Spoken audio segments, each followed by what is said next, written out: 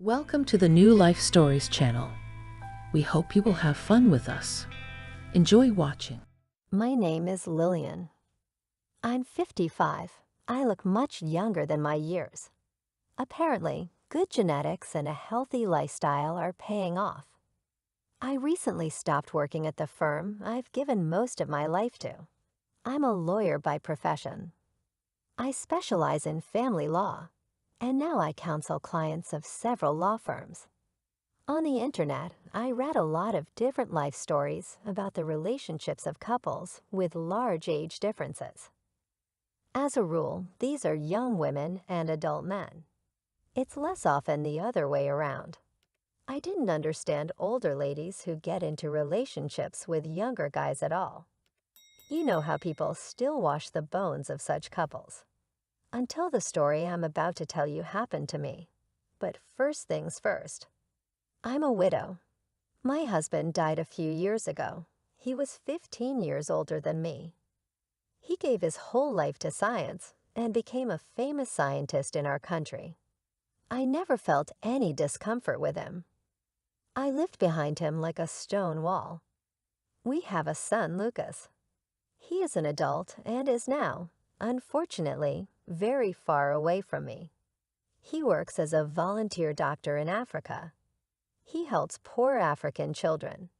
When he sends me pictures of life in some African countries, I feel horror and pity for these poor people. So I often say to myself, we live very well. We should not anger God, but be happy with what we have. I live alone in a large apartment. I have enough money to live. I am alive and well. Home, work, home. This is my usual way of life. I don't always have enough time for everything. Very rarely I manage to get my close friends out to the theater or to an exhibition. So I'm usually bored with myself. Then I decided to rent a room in my apartment to some girl student. Not far from my house is the building of a nationally renowned university. So what? I'll have a domestic helper, I'll have someone to talk to, and I could use the extra money. Valuables, money, and important documents I did not keep at home, so I did not have to fear theft. Not thinking long, I wrote and pasted a few ads directly on the stand of this university. What was my surprise when the ad was answered not by a female student, as I had indicated, but by a student.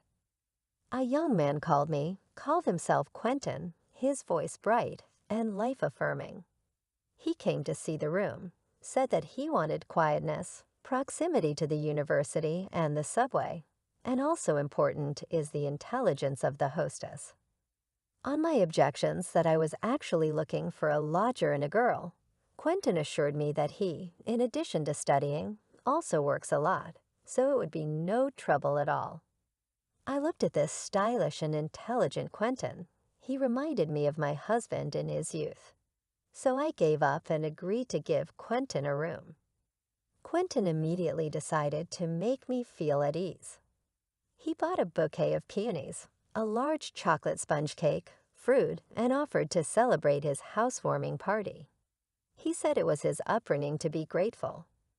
Despite the fact that he disappeared all day at school and work, in the evening he would call me for a walk, replaced my friends in cultural events, and even got rare tickets to the premieres of theater productions. My friends were surprised and even found reasons to come to my place in the evenings to look at such a lodger. They admired him, and Quentin complimented me and kissed my hands like a knight. Lucky you, Lillian. After all these years, you seem to have a suitor. My friends invite me. Why don't you sublet Quentin to us? They teased me. I, of course, was pleased with the attention of this young man. In the evenings I tried to cook dinner not only for myself, but also for him. A few weeks later, on a Friday evening, he suddenly arrives with a bottle of good red wine and snacks, and a small bouquet of my favorite white roses. Lillian, he said to me, it's my birthday today. Let's celebrate with you. My girlfriend cheated on me with my best friend. I don't even have anyone to celebrate with. I've lost both my girlfriend and my friend. Quentin even wore a suit for the occasion. I changed the outfit to an evening gown as well. Where else am I gonna wear this dress? We quickly set the table.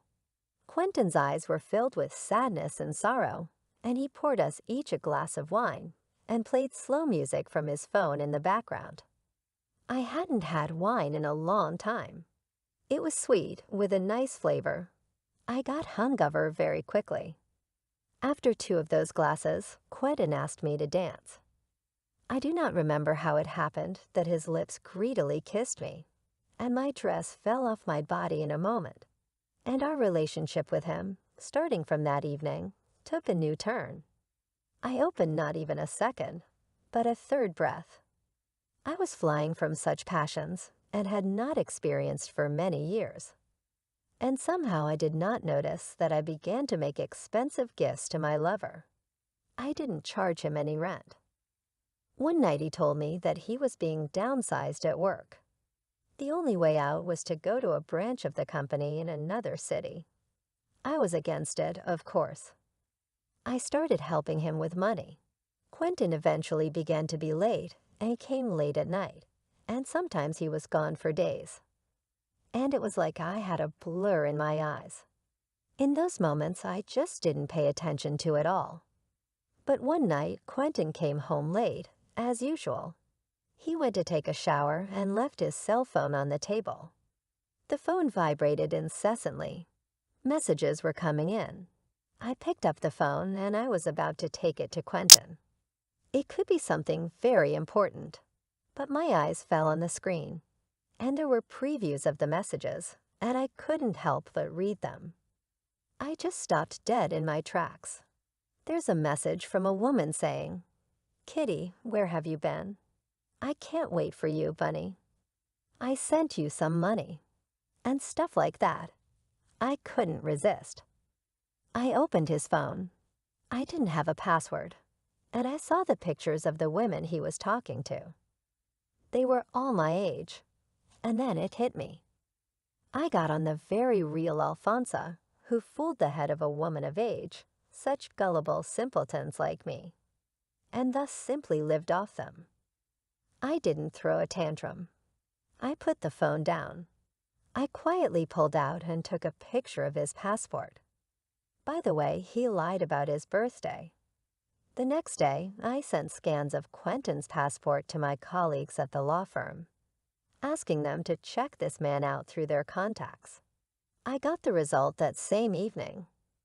Quentin was a professional Alfonso who had victimized many women in our city. He never studied, never worked, but shuttled from one lady to another. He rubbed himself into the confidence of only single women over 50, disposed of them. They themselves gave him money and kept him, and then he disappeared. Then the deceived women realized everything that was going on, but they did not turn to the police. They gave him everything themselves, with their own hands, and at the same time had intimate relations with him, and no one needed an eye. I, of course, was not a girl to make scandals, and in a calm, confident voice I told him that I knew everything and asked Quentin to move out as soon as possible. He understood everything, suddenly changed his face, quickly pulled himself together, and said in a very rough voice, "Fool, I gave you a fairy tale, but you didn't appreciate it, and you still reproach me with money. You have to pay for everything, dearie, and now you sit alone." I never saw him again. According to rumors, he left our city in a hurry. Apparently, he will conquer single women of age in other regions. And even after that, I don't wish Quentin any harm. I'm sure one day he'll get his ass kicked, and he'll get what's coming to him. There's no other way in life. It's been a while. Everything in my life, after the worry, resentment, and stress seemed to be getting better. Until one day I fainted at home. The most unexpected thing was waiting for me when I found out the reason for my indisposition. I was pregnant. To say that I was shocked would be an understatement. How could I have missed it? Yes, there were some confusing health issues. I put it down to nerves from the Quentin situation. But to get pregnant at my age, I couldn't have thought of it. So what now? I'm not getting an abortion. I could never kill a baby. My only hope is that nature will take pity on me and won't let me carry. And if God does give me this baby, I'll do everything I can for it. So I've been talking to you. I hope no one will judge. Dear viewers, if you liked this story, give us a like and write in the comments what you think about it. See you again.